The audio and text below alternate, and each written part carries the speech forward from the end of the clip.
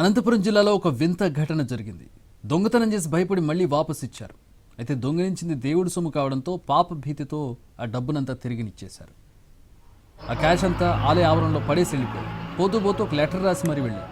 దొంగతనం చేసినప్పటి నుంచి ఇంట్లో పిల్లలకు ఆరోగ్యం బాగాలేదని లేఖలో పేర్కొన్నారు. తప్పు తెలుసుకుని డబ్బు తిరిగి ఇచ్చేస్తున్నామని అందులో రాశారు. అర్జెంట్ అవసరం ఉండి డబ్బును కొద్దిగా వాడుకున్నాం, క్షమించమని కూడా వేడుకున్నారు.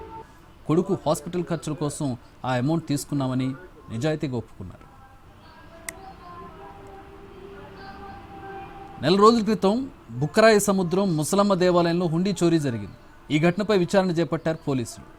దొంగిలించిన సొమ్ము 1,86,000గా ఆలయ సిబ్బంది లెక్క తేల్చారు. ఎన్టీవీ స్క్రీన్ మీద మనం చూడొచ్చు వారు రాసినటువంటి లెటరు, అలాగే తిరిగి ఇచ్చేసినటువంటి సొమ్ము. తిరిగి ఇచ్చేసిన సొమ్మును లెక్క చూస్తూ ఉన్నారు ఆలయ సిబ్బంది. అలాగే లెటర్కి సంబంధించిన దృశ్యాలు కూడా ఎన్టీవీ స్క్రీన్ మీద చూడొచ్చు. అలాగే ఎంత ఖర్చు పెట్టాము, ఎంత మిగిలి తిరిగి ఇచ్చేసాము అనేది కూడా లెక్కలతో సహా రాసి లెటర్ అక్కడ పెట్టి వెళ్ళిపోయినటువంటి పరిస్థితిని మనం చూస్తూ ఉన్నాం.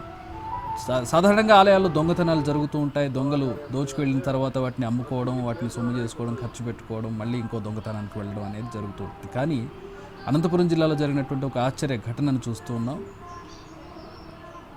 బుక్కరాయి సముద్రంలో ఈ ఘటన చోటు చేసుకుంది. తప్పు తెలుసుకుని డబ్బు తిరిగి ఇచ్చేసారు. అంటే ఇక్కడ తప్పు తెలుసుకోవడం కంటే కూడా ఇంట్లో పిల్లలకు ఒంట్లో బాగోవడం లేదు, అంతా ఈ దొంగతనం వల్లే జరిగింది, గుడిలో దొంగతనం చేసిన సొమ్ము వల్లే జరిగిందనే ఒక పాప భీతితో, ఒక అనుమానంతో ఆ డబ్బును తిరిగి ఇచ్చేశారు. అలాగే కొంత సొమ్మును కొడుకు ఆరోగ్య పరిస్థితుల కోసం ఖర్చు పెట్టామని చెప్పి నిజాయితీగా లెటర్లో రాసి ఎంత సొమ్ము ఖర్చు అయింది, మిగిలిన సొమ్ము ఎంత ఉందనేది లెక్కేసి ఆ పేపర్ అక్కడ పడేసి వెళ్ళిపోయినటువంటి పరిస్థితిని అనంతపురం జిల్లాలో చూస్తున్నాం.